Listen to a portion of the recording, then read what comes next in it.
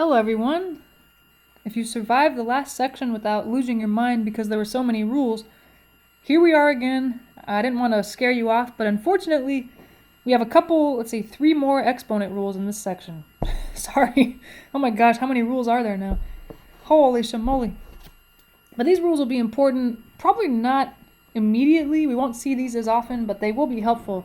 And you'll see them a lot actually in, your next math class. So I don't know if we'll use these that much. Like I said, it's good to have seen them and it'll be useful later and easier to understand because you will have already seen them. All right, this one's kind of interesting. We're talking about negative exponents and scientific notation. So kind of two topics. We'll have three more rules for negative exponents so that you can add that to your long list of exponent rules. And then we'll talk about scientific notation, which is really important, especially if you're maybe a STEM major and you're going to major in some kind of science or you have to take science classes. It's really important to understand scientific notation if you're going to be taking chemistry or biology or physics. All right, let's just jump in, huh? So this kind of the intro to this is the same as previous. Before we study polynomials, it's good to know all the exponent rules.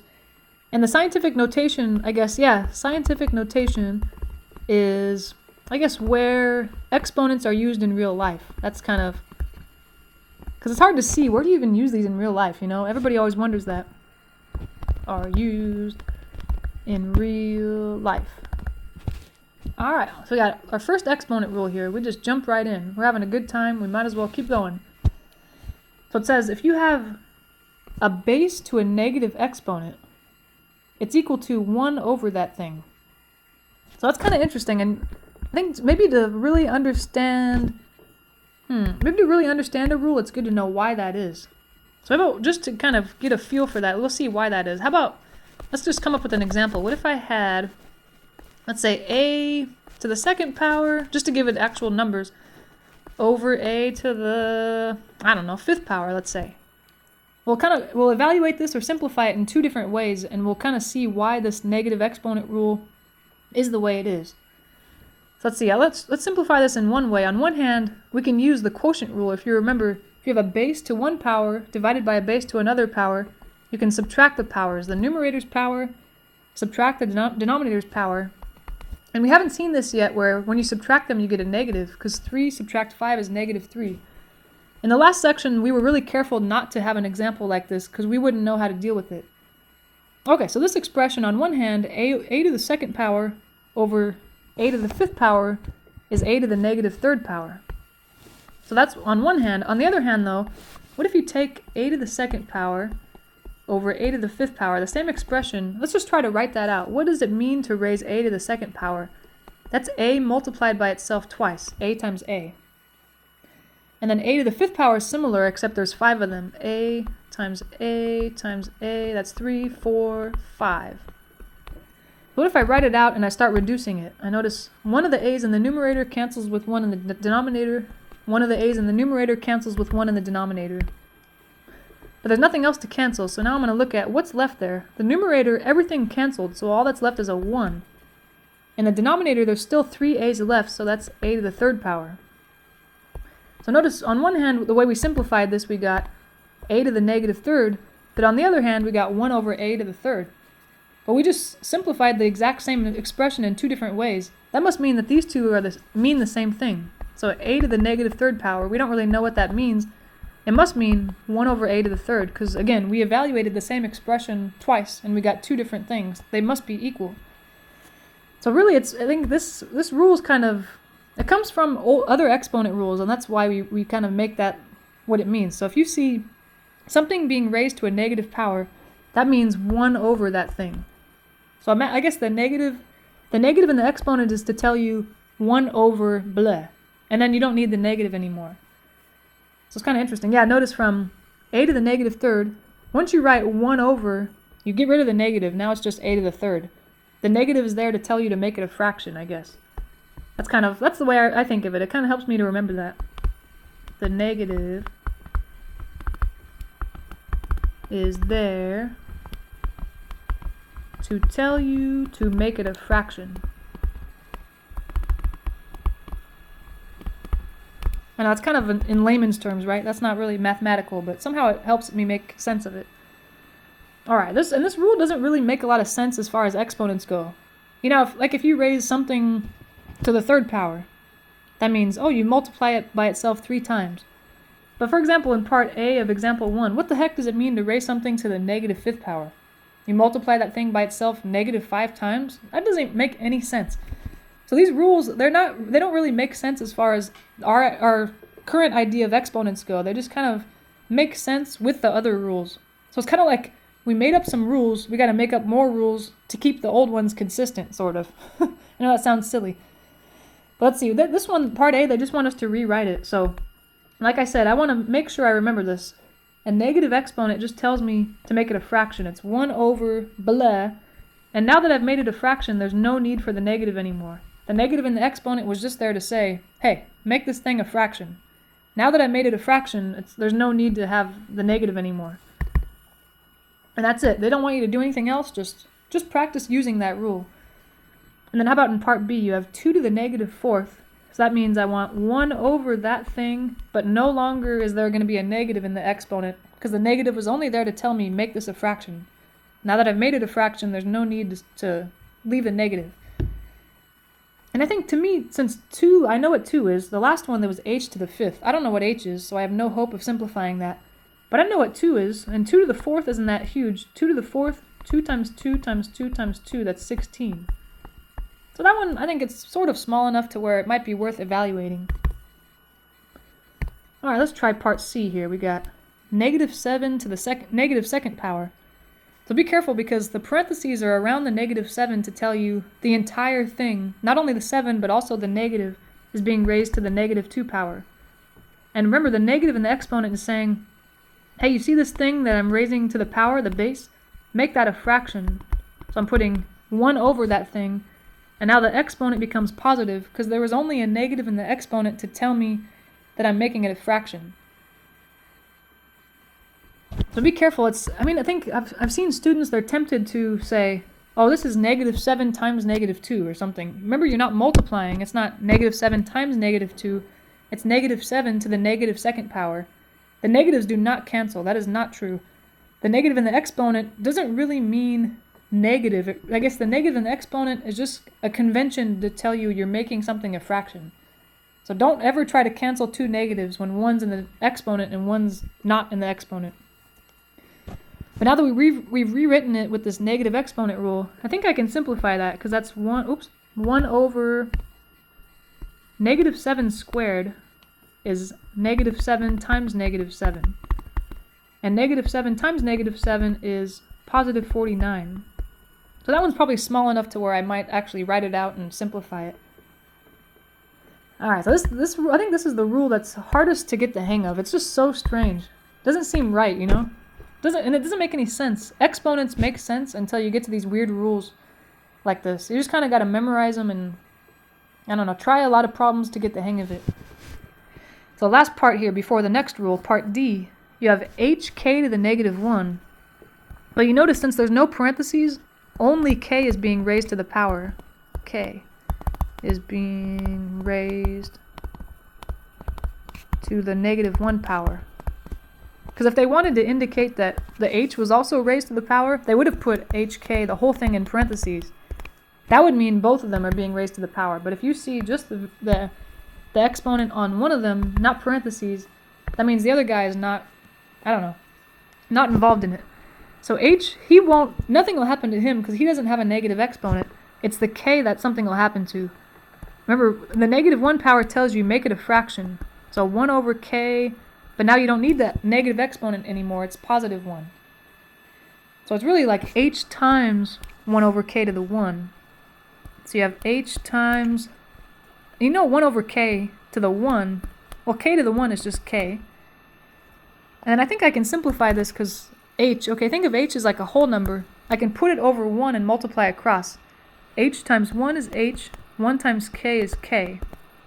So that would be how this is simplified. So notice it's like from the beginning of this part D, h never moved. It just kind of stayed where it was because it didn't have a negative exponent. The negative exponent on k just kind of brought it down to the denominator. That's kind of a good thing to keep in mind. K had a negative exponent, so it moved to the denominator. So you know what, if we just kind of memorize that, we don't have to do all the steps that we did. We can just say, from the very beginning, say, oh look, k has a negative exponent, so he's going down to the denominator. H did not have a negative exponent, so he stays. So feel free if you just kind of want to memorize that idea. Anybody with a negative exponent goes to the denominator. Anybody that had a positive exponent stays in the numerator. Then that's not a bad idea. So far, so good, I think. This is kind of a weird rule, but let's see. Just to make it even weirder, here's another rule. The quotient rule. Wait, we already saw this. What the heck? What? Okay. I guess they're trying to reiterate here. I don't know what I was doing when I put that there. I'm sorry. We don't need that, right? Huh. Okay, sure. I think they're just, I put that there to remind us about that rule. But at this point, we don't really need another rule. All we're going to do is kind of practice. Let's see. Just using, I guess, the exponent rules from the previous section, and then this new exponent rule we just saw with the negative exponent. So let's just jump into it. We got part A here. It's t to the 5th times t to the negative 3rd. So I guess, you have a choice. You could say, oh, t to the negative 3rd, it's a negative exponent, so that means he goes to the denominator. Actually, you know what? Maybe we'll do this two different ways, because I don't want you to think the way you thought of is wrong necessarily. I think there's two ways to do this, and they're both perfectly fine. Two methods. So I think maybe because we just learned the negative exponent rule, my first instinct might be, on one hand, I might say, oh, t to the negative 3rd, that means 1 over t to the 3rd. We just saw that guy. And then I'll say, oh, okay, I think I can multiply these guys. If I put the t to the 5th over 1, I'll multiply across. That's t to the 5th over t to the 3rd. And then we've seen previously, actually, the rule that I just crossed out, the quotient rule, says you can subtract the powers. So t to the 5th minus 3, you're subtracting the powers, 5 minus 3 is 2. So there it is. This whole thing becomes t to the 2nd power. On one hand, and on the other hand, though, if you wanted to, you could say, all right, well, this is just a product rule, actually. I don't have to worry about the negative exponent yet. What if I just do the product rule?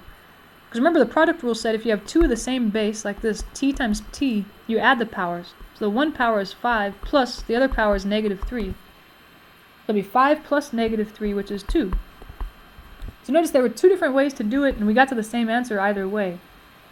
So these problems, there's kind of a lot of avenues. It just, if there are multiple exponent rules that you have to use, along the way it might look different, because you might use this exponent rule and then that one, but someone else doing this problem might have used the exponent rules in the opposite order.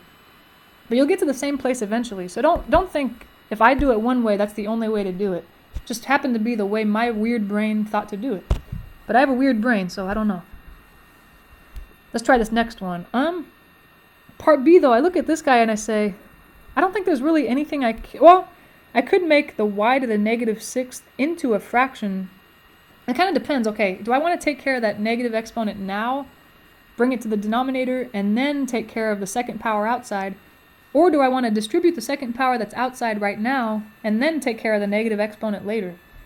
It doesn't really matter. Usually I think for me the easiest way to do it is distribute any power that needs to be distributed.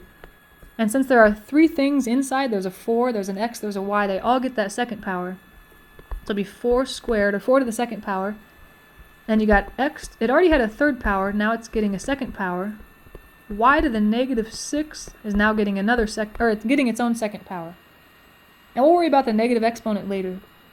In the front we have 4 squared, that's 16. And remember, this is the power rule, you're multiplying powers. X to the 3 times 2 is 6. And the same thing with the y, I'm going to multiply their powers. Negative 6 times 2 is negative 12. So that looks good. Alright. So I could have, made the, taken the negative exponent and moved it downstairs or to the denominator first, or I could have, like we did, distribute the second power, and now I'm ready to move the y to the denominator. But you know what, I think since I learned from, remember this previous example up here, part D, remember this one we said it was hk to the negative 1.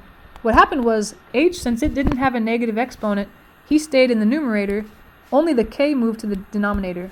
I might learn my lesson from that one and be able to skip maybe a step or two here. So notice in the example we have, part B of example 2, we have a 16. That guy does not have a negative exponent, so he will not move. The x to the 6th does not have a negative exponent, so he will not move. But the y to the negative 12th, he does have a negative exponent. So just like in part D of that last example, 16 and the x to the 6th will stay where they are, but y to the 12th will end up going to the denominator. So that might have saved me some steps. Instead of writing y to the negative 12th as 1 over y to the 12th, and then tried to multiply that by the 16x to the 6th, the fast way to do it is just remember, if you have a bunch of things multiplied together, like we have 16 times x times y, just move anything that had a negative exponent downstairs. Anything that has a positive exponent stays upstairs. So that just kind of saves some time. I like that better than trying to write it out and do a lot of steps at once. All right, let's look at part C now. You have a base to a power over a base to a power. So we're going to use that quotient rule from the previous section. Even though these have negative exponents, I'm not really worried about that yet. I think I'll worry about that later. Because I wouldn't really know what to do right now. I think if I try to write, for example, z to the negative 8th as 1 over z to the 8th, and z to the negative 6th as 1 over, I think that would get way too complicated. I think what I would do probably in most of these problems is, if there's a exponent rule you can use before you worry about the negative exponent, it's a good idea. I would probably take care of the negative exponent very last. It's the easiest to save that for last. So I think I'll use the quotient rule here. And remember, the quotient rule says if you have a base to a power divided by a base to a power, you're going to subtract their powers. So here I have negative 8 subtract, the denominator's power is negative 6, so be careful. I have a subtraction sign in there because of the quotient rule. Remember, the quotient rule said a to the m over a to the n is a to the m minus n. So this minus right here is from the rule itself. The two negatives are from the numbers themselves, negative 8, negative 6. So don't miss either of those signs there, the negative, negative. And that ends up becoming negative 8 minus negative 6, that's negative 8 plus 6, which is negative 2. And that's a lot simpler. If I had tried to take care of the negative exponents at the very beginning, I would have had something really ugly. It's easier to combine those into one z, and now just say, oh, remember, z to the negative 2, that means make this thing into a fraction, and don't keep the negative. Throw the negative out now that you've simplified it. Okay, that sounds good. How about this next part? You got 1 over c to the negative 3rd. Okay. I think there's not a whole lot I can do here. There's no powers to distribute, there's no quotient rule, there's no product rule. The only thing I see is really in the denominator there's something to a negative power. So it's kind of confusing, and I think this part will give us, we'll see that there's a faster way to think of this, and we'll maybe try to memorize it so we don't have to do this again. But since we haven't seen this yet, I know that, okay, this problem is 1 over something, and that something is c to the negative 3rd. And c to the negative 3rd, that means 1 over c to the 3rd. So it's confusing, but the denominator is going to become 1 over c to the 3rd, and there was already a numerator of 1. So it's kind of tricky, again, yeah, because this problem started with 1 over something, and that something is c to the negative 3rd. Since c to the negative 3rd is 1 over c to the 3rd, this ends up being 1 over, confusing. And I think I can simplify this. Whenever you have a fraction within a fraction, it's probably not a good idea to leave it like that. They really want you to simplify that. So the only way to simplify that really is to say, okay, that's, the big numerator is a 1, and then it's over a fraction. But remember, you can think of any fraction as a division, as a division problem. So this big fraction bar here, 1 over, that guy, I'm going to think of that as a division sign, and then simplify it that way. And I'm looking at this, I can't divide a whole number in a fraction, so I'm going to make that whole number into a fraction by putting it over 1. And then remember, if you want to divide two fractions, you keep the first one the same, you flip the second one upside down. It was 1 over c cubed, now it's c cubed over 1. And I'll multiply across now. 1 times c cubed, that's just c cubed. 1 times 1 is 1. Now that I see that, I know that anything over 1 is that thing. So this is really just c to the 3rd. And that's it. Huh. That's crazy, that's the answer. So, okay, now that I look at that, okay, that means, what do we start with in this problem? We started with 1 over c to the negative 3rd. and we got c to the third.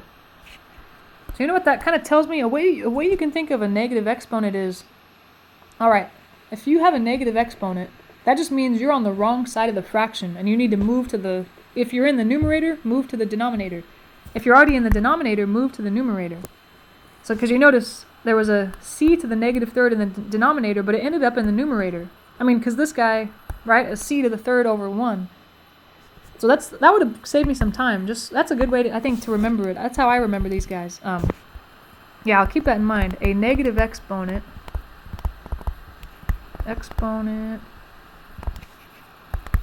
tells you that this thing, whatever it is, I have c to the third here, that guy is on the wrong side of the fraction. Wrong side of the fraction. You know, so if you were in the numerator, like here, if you were here, you need to move down, but if you were at the bottom, you need to move to the top. Just kind of, yeah, wherever you were, numerator or denominator, if you have a negative exponent, you're moving to the opposite side. Numerator moves to denominator, denominator moves to numerator. Alright, we got a part E here. G to the negative 7th over C to the negative 3rd. Okay, you know what, that one, that's reminding me of part C. I'm like, oh, it's something to the negative power over something to the negative power. But I can't do like I did in part C, because notice part C, both bases were the same. It was a Z over a Z. But here I have two different bases. It's a G over a C. So I can't combine them into one. All I can do is remember what we just wrote here. We said, since, for example, G has a negative power, I guess what I'm thinking, G should be in the denominator. Since it's in the numerator and it's got a negative exponent, that means it's in the wrong spot. And then same thing with the C. Since C has a negative exponent, C is in the wrong spot. He's in the denominator at this point, but he should be in the numerator. There we go. So really all you have to do is switch them. So yeah, G, I guess, yeah, think of it as G has a negative exponent. That means it's a warning to you, hey, this guy's on the wrong side of the fraction, move him. And then C, he also had a negative exponent. That means he's on the wrong side of the fraction, move him. So they really just switch places, and that's it. There's nothing else you can do there, because I don't know what C is. There's no way to raise it to the third power. Same thing with G. I can't combine them because they have different bases, so that's as good as it gets. A lot of these problems, your goal is to just make it, rewrite it so there are no negative exponents. That's what you really want. Alright, that sounds good. Let's kind of practice that, kind of reiterate that with this last example here before we move on to the last exponent rule. So this kind of complicated looking fraction, it's negative 15 over 5, kind of, and x to the negative 7th is in the numerator, y to the 2nd is in the denominator, as is z to the negative 4th. But remember, what you want to do is move things with negative exponents to the opposite side of the fraction. Negative exponents to the opposite side of the fraction. And I hope you know what I mean by that. Opposite side of the fraction. If you were in the numerator, you go to the denominator. If you're in the denominator, you move to the numerator. Alright, so I'm looking at this guy. Well, notice that the negative on the 15, that's not a negative exponent. That's just a negative number, so that won't move anything. The only guys with a negative exponent, keep that in mind, it's not just a negative in general, it has to be a negative exponent. So the x to the 7th, he's negative, so he's going to move downstairs. And once he moves, then he'll become positive, or the exponent will become positive. Because remember, the exponent was just there to tell you, you're on the wrong side of the fraction, buddy, you need to move. And then same thing with the z. Z has a negative 4th power. He needs to move upstairs. Once he does move upstairs, then he'll have a positive power. Other than that, though, everything else has a positive exponent. Negative 15, I guess it doesn't have an exponent, so it's automatically a 1 exponent. So he'll stay exactly where he was. The 5 will stay exactly where he was, as will the y, because he had a positive power. It's just the x that was in the numerator, since he had a negative power, he's moving to the denominator. And now that he's moved to the correct place, there's no need to write the negative exponent. It was there to just tell you move it. And same thing with the z. He should have a positive 4th power now that he's moved upstairs.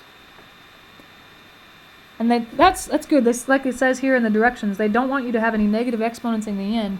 So there's not really a whole lot I can do left to simplify it. The only thing I can do is reduce these two numbers here, the 15 and the 5. So I can go, let's see, 5 goes into 5 once, 5 goes into 15 3 times.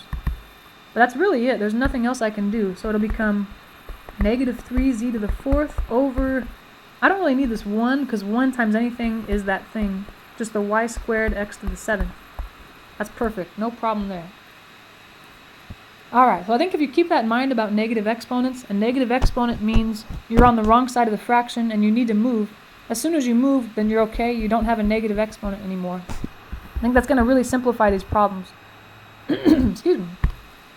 And this is one thing we haven't seen yet. What if you have, in this rule, a fraction to a negative power? Well, the easy way to remember it is a fraction to a negative power, it just flips the fraction upside down. That's the way I remember it. Yeah, a fraction to a negative exponent flips it upside down. So notice this fraction here, it was a over b. It becomes b over a. And once you flipped it, let's see. Once you flipped it, it has a positive exponent now. Notice it's just n, not negative n. You need to flip it upside down. And I know that seems like maybe not technical enough terms. I guess what you could say is, it means look at the reciprocal, you know? That's probably the better term for it. A fraction to a negative power is the reciprocal, which means flip it upside down. Now let's practice that. Let's see, on this example 4 here, you have a fraction, and this fraction is pretty complicated. You know, w to the 5th over 3z. But since it has a negative exponent, all that means is, think of the reciprocal of this guy. What is that guy upside down? 3z was in the denominator, now it's in the numerator. W to the 5th was in the numerator, now it's in the denominator. But now that I flipped it, I don't need the negative exponent anymore. It becomes positive. So you just kind of, flip it upside down, make the exponent positive. So we've taken care of the negative exponent, but I'm pretty sure they want us to simplify this. But the rest of this problem is just going to be material from the previous section. There's no more negative exponent. So I think about it, this is a quotient, it's two things divided. And I remember that if I have a quotient of two things, I can distribute the power onto the numerator and the denominator separately, and then see what to do from there. Well, the numerator has a 3 times a z, and I remember that if there's two things being multiplied inside parentheses, you're okay to distribute that power onto either of them. So the 3 can get the 4th power, as can the z. Z can get the 4th power. The denominator now, you have a base to two different powers. If it's a one base with two powers, you multiply the powers. That'll become 5 times 4, which is 20. And the only really thing left to do is, I think 3 to the 4th power is small enough. I think I can actually write that out. 3 times 3 times 3 times 3 is 81. But other than that, there's not really a whole lot I can do. I think that's as good as that one gets. Whew, okay. That's all the exponent rules we'll need. There will be no more in this class. If you move on to your next math class, there'll be a few more. Not too many, but maybe like 3 or 4, not a whole lot. But I think we're good. We have an overload of exponent rules. I think we are set. So let's see, how about the last topic in the section? It seems kind of random, but it's an application of exponents. Just where can they be used in real life? Who uses these things? But okay, scientific notation. You might have seen this before. I don't know if you've taken chemistry in high school or physics or biology. They might have used these guys. So I'd say scientific notation is really useful, especially when you're looking at a subject that deals with really, really, really, really small numbers, like chemistry. You know, if you're looking at the radius of, or actually biology, right? What's the nucleus inside a cell, the radius of it? Oh, cells are tiny. So if you're going to express how I guess wide the radius of the nucleus of a cell is, that is a tiny number. It's going to be like 0.000000004, something, a tiny number. And I think they thought, okay, that's just a lot of zeros, and it's kind of confusing. And if I write, a paper about it, what if I write my own paper, some discovery? It's not going to look nice to have a bunch of 0.0000 everywhere. So I wanted to come up with a nicer way to write it that didn't have a bunch of zeros. And then the same thing kind of in astronomy, because in astronomy you have huge numbers, as opposed to chemistry where there are tiny numbers. Yeah, in astronomy you have huge numbers, like how far away is the sun? What is it? Oh, I always forget. I think it's like 93 million miles away. So I think they didn't want to, like if you're writing a scientific journal or a study and you said, oh, 93 million miles to the sun, that's a lot of zeros, right? Or even, just imagine the galaxy that's next to our galaxy. That's even way further away. So I think because they deal with huge numbers, they'd rather have a nice way to write these numbers without having to put all those zeros. So similar to chemistry. Okay, so anyway, I'm trying to make you care, I guess. But astronomy is awesome, right? Chemistry is pretty good, but I think astronomy is always interesting. Black holes and dark matter and all that stuff. Crazy. Okay, scientific notation. So it's kind of weird to get used to, but if you've never seen this before, it's always going to look like, well, they have n here, but n will be some number. Like, let's say, just for example, 5.2. You know, that's an example of what n could be. Say 5.2 times 10 to the 5th. Now a fifth, let's say 6th, just for fun. So that's an example of scientific notation. Just some number times 10 to the 6th. And you know, we'll see how to do this, but that really means 5, 2, followed by 5 zeros. 1, 2, 3, 4, 5. 4, 5. Yeah. So I guess that's a huge number, right? 5,200,000. So it's just a faster way to write it. 5.2 times 10 to the 6th. And you might have seen, if you've ever done a lot of calculations on your calculator, a lot of times they give you an answer like this. If you say, hey, what's this? This times this. They'll give it to you like this, and you might say, what's this 10 to the 6th all about? It's just because your calculator can't handle, or the screen's not wide enough to display a whole bunch of zeros, so instead they'll just write it like that in scientific notation. So one thing about scientific notation is, like it says here, the only thing, to make it correct, or to make it proper, that number n, like in our example, n is 5.2, it has to be at least 1, but less than 10. So it's kind of got to be a number. I guess the thing is, it can only have one digit in front of the decimal. Because any number with only one digit in front of the decimal, that's a number between 1 and 10. Because if you go over 10, that's going to be 2 digits in front of the decimal. So that's kind of really all you need to remember, is that the number n, it should only have one digit in front of the decimal. One non-zero, yeah, that's maybe a better way to think of it. One non-zero digit to the left of the decimal. That's how it should always look. Okay. And then what else? It says also, n is expressed in decimal notation, like it said, like our example, 5.2. And then that exponent m is an integer. So integer, that just means it's a whole number or a negative whole number. You know, so it could be like our power on the example we wrote, 6th power, that's fine. Or it could be a negative power. We'll see what to do with that. Or actually, it could be 0 as well, or 0. That's really all integers are. I guess the thing is, you're not going to see a fraction for a power. It's not going to be like 10 to the 1/2 power, something like that. It's got to be a whole number, a negative whole number, or 0. Excuse me. But this will really help us a lot when we try to see, if I'm given scientific notation, like the problems in example 5, how am I going to figure out what the heck number that is in real life, you know? What kind of use is that? So this bottom portion of this box here says, okay, when the exponent m is positive, what you're going to want to do is move the decimal place of n. N is, remember, the number in front of the multiplication sign. Move the decimal place to the right that many times. But on the other hand, if your exponent is a negative number, you're going to do the same thing, but you're moving the exponent to the left. So that's a good thing to remember. So let's try that out. The first example here, example 5, you have part A, 7.83 is times 10 to the 5th. Okay, so there, the exponent is 5, which is positive. So as it says here, since it's a positive, which is this area here, positive, you're going to move the decimal to the right m times. So since our m here is 5, we're going to move the decimal 5 times to the right. Okay, so let me see here. I'm going to write this guy real quick. 7.83. Let me try to write how many times it's going to move. Once would move it between the 8 and the 3. One again would move it past the 3, but I have to move it 3 more times. 1, 2, 3, 4, 5. So the decimal ends up over here. So then I'll have, okay, 7, 8, 3, blank. How many blank spaces is that? 1, 2, 3, and then decimal. But I guess if you've moved the decimal past those numbers, any empty spaces are going to get zeros there. So since I had 3 empty spaces, I'll put zeros. And now that I see the decimals on the very right side, you know, that doesn't really help. I don't really need that decimal. I'm just going to write it without the decimal. This is a whole number. Yeah, anytime you have your decimal at the very right side of your number, it's a whole number, and there's not really a need for that decimal anymore. So this must mean I have 783,000. That's what 7.83 times 10 to the 5th means. Interesting.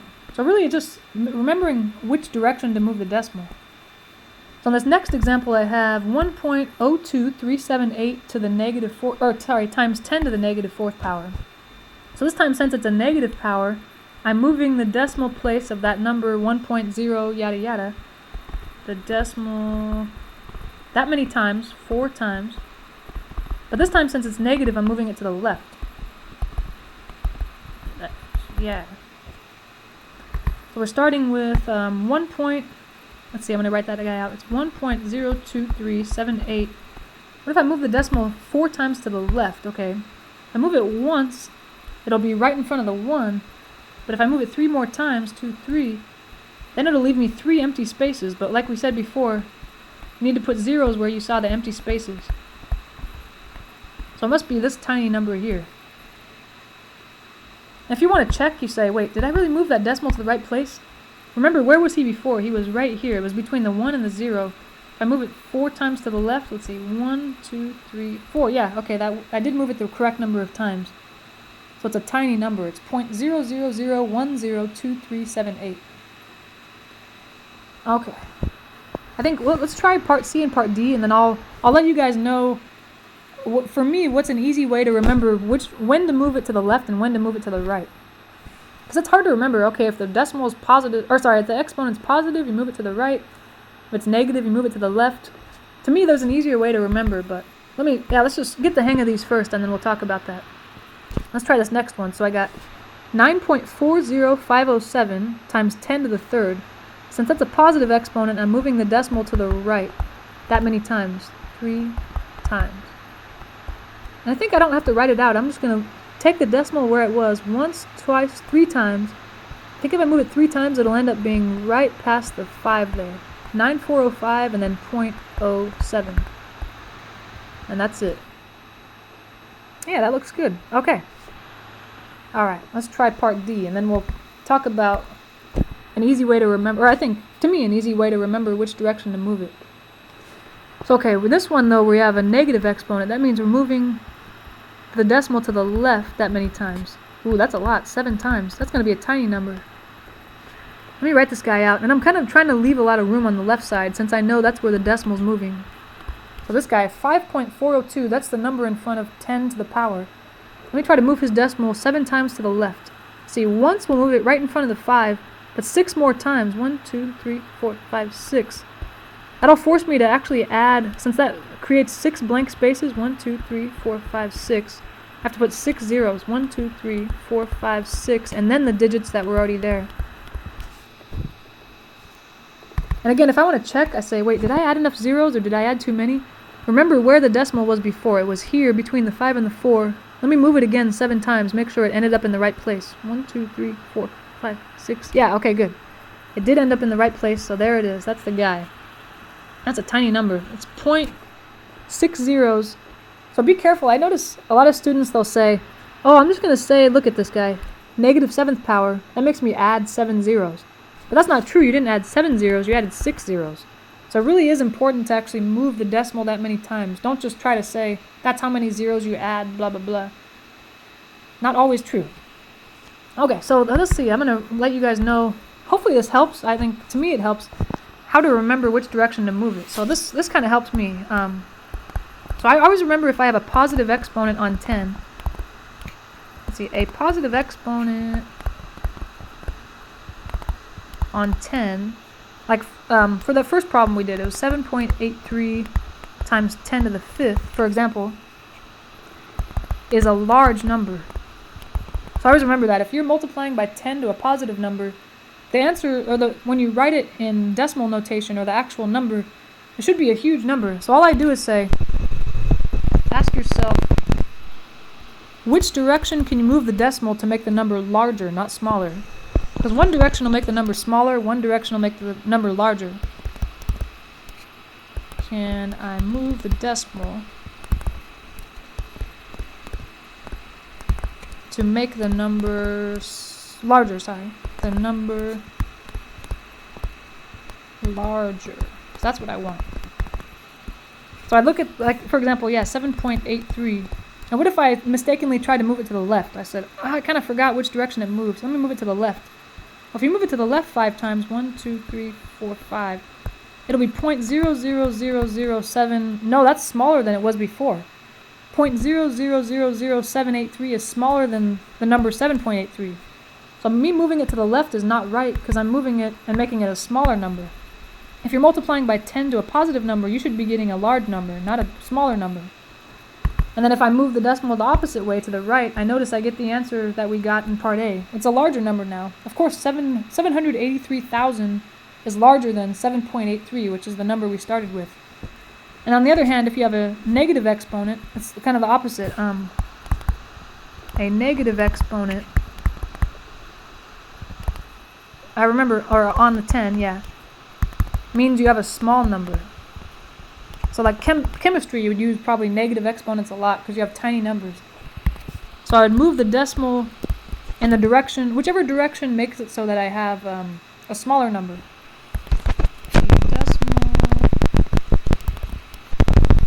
In the direction that makes the number smaller. So like let's see, in that, what was the part B that we had in that example? 1.02378 times 10 to the negative fourth. Yeah, so that one, for example, if I kind of use that logic, I say, okay, it's a negative exponent. So I'm going to take the decimal on this number, 1.02378. The negative exponent tells me that this number should get smaller, not larger. So if I were to try to move the decimal to the right, 1, 2, 3, 4, that number would get larger, right? It'd be 10237.8. That's 10,000. 10,000 is way bigger than 1 point yada yada yada. So I know that must be wrong. I must want to move the other way. I'm going to move that decimal to the left this time. 4 times. 1, 2, 3, 4.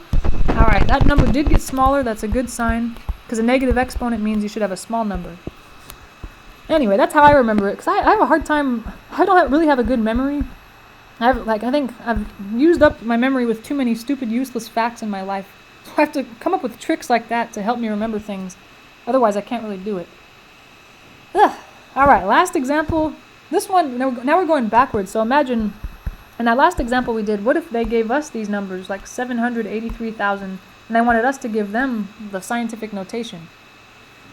So I guess what you want to do is remember that scientific notation should look like some number times 10 to a power. So these guys, all 4 of these parts are going to look like something times 10 to a power, something times 10 to a power, etc., etc., etc., all that kind of stuff. You just have to determine what's being multiplied by 10 to the power and what's the power. So the main thing to keep in mind on these is remember that you want the n, because we said in the definition of scientific notation, where was that guy? Remember it said it should look like this, something times 10 to the power, where n, the number being multiplied by 10, is at least 1 but less than 10. And then we said, this part here we said, so basically there should only be one non-zero digit to the left of the decimal. That's kind of what we need to do here. I'm going to look at the number I'm given. So in part A, part A we have 0.0000407. If I move that decimal, I want to move it so that there's one non-zero digit to the left of the decimal. Well, as I look from left to right, the first non-zero digit is the 4. And I want him to be the only non-zero digit to the left of the decimal. So that's kind of how you know what to put in front of the 10 to the power. So maybe we'll just try to do that for all parts right now. That's on our mind, and then we'll come back and figure out the exponent. So part A should look like 4.07 times 10 to some power. We'll figure that out. Now if I look at part B, if I look at that number from left to right, actually the very first digit is the first non-zero guy. So I want the decimal right after him, 8 point, and I've got 03217. And I could add the zeros at the end, 0, 0. But if you think about that number, what's 8.0321700? If you have zeros at the end of your, past the decimal at the very end, they're not really doing anything. It's like, what if you looked at your account balance at the bank and they said, oh look, or you said, oh, I have $50 left in my bank account. And then the guy at the bank says, no, you have $50.00. And you're like, what? That's the exact same thing. So zeros at the end of a decimal number don't really affect it. They're not really there for any reason, and you might as well drop them. They're not really helpful. So that's what I would do for part B there. And then for part C, if you look at that guy from left to right, I'm looking for the first non-zero digit. Well, 5 is the only non-zero guy. So it should be 5 point. There's nothing really past it, so I guess I could put 5.0. Or you don't even need the zero. Again, that's like if someone said, oh, you don't have $5 in your bank, you have $5.0 in your bank. It's like, what? That's the exact same thing. Shut up. Don't try to confuse me and make me think I have more money. So you could write 5.0 or just write 5. It looks cleaner that way. And then for part D, I look from left to right on that number. What's the first non-zero digit? Well, the very first guy, right? 4. So 4.501. That zero I can't drop because there is something significant after it, 1. So I need that zero. It's only when zeros are at the very end, like on part B. There's nothing past those zeros, so they don't really need to be there. Alright, so we got the number in front of the 10 on all parts. Now we need to figure out what that exponent is. So let's see. Well, how about the next thing? I think I can determine now, is my exponent going to be negative or positive? Because remember, what we've said over here, and this is how I remember, am I going to move the decimal to the left or to the right? So remember we said that a positive exponent on 10 is a large number. So that's how I determine, am I going to have a positive exponent or a negative exponent? If I was given a large number, then it's going to be a positive exponent. But if I have a small number, that means it's going to be a negative exponent. So looking at part A, that's a tiny number. 0.0000407. That's smaller than the number that I wrote in front of the 10. That means my exponent's going to be negative. Because small numbers are represented in scientific notation with a negative exponent. So I don't know what the exponent is yet, but I know it's negative. Part B though, the number I was given, 80 million something something, that's a large number. So the exponent's going to be positive. Positive whatever, I'll figure it out.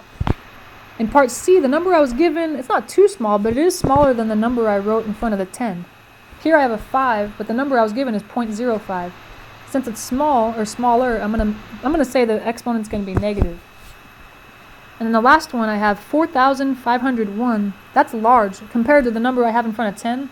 4,501 is larger than 4.501, so my exponent there will be positive. Okay, I think that looks good.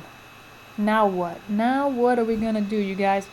We gotta figure out, well, we've figured out everything except what the actual exponent is. We've even figured out, is the exponent positive or negative? This is I think the easiest part to me is, all you have to do is count how many times did the decimal move from where it was to begin with to where you moved it. So okay, let's see. In part A, when I wrote this answer is 4.07, I just say, okay, it started out as 0.0000407, and I moved the decimal to right past the 4. All I have to do is count how many times it moved. 1, 2, 3, 4, 5. Okay, 5. That must be the exponent. And then that's it. So there's kind of a lot of parts to it if you're going from decimal notation to scientific notation.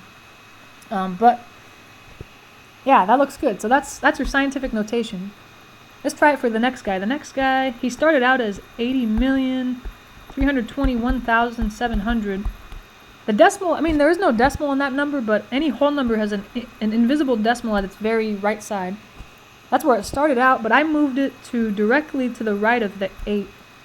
Now I have to count how many times it moved. 1, 2, 3, 4, 5, 6, 7. Okay, so 7 times. It must be a 7 as the exponent. There it is. Beautiful. And you don't need to keep that positive sign. If you want to just knock that out, write it as 10 to the 7th, that probably looks cleaner. You don't need to keep that positive. As a matter of fact, I might erase it now because it looks kind of messy. There it is. That looks better. Alright, let's try this part C here. You got, it started out as 0.05, but I moved the decimal to the right side of the 5 here. I just have to count how many times did it move. Once, twice. Okay, so it must be -2 as my exponent. And the last guy, let me see, what did that number start out as? 4501. This is another one it's a whole number, so it has an invisible decimal on its right side. When I wrote this number, 4.501, I moved the decimal between the 4 and the 5. How many times did I move it? 1, 2, 3 times. So the exponent must be a 3. And again, this is another one where leaving the plus sign there is kind of makes it look messy. I was just reminding myself it should be positive, but now that I know that, I think I don't really need it anymore. Okay, that sounds good, you guys. Hopefully, I know this is a lot to take in, but hopefully it all makes sense. And once you do the homework, it'll make more sense too. The more problems you try, the better it gets and all that. So I hope everything makes sense, and I'll see you in the next video. Please let me know if you have any questions.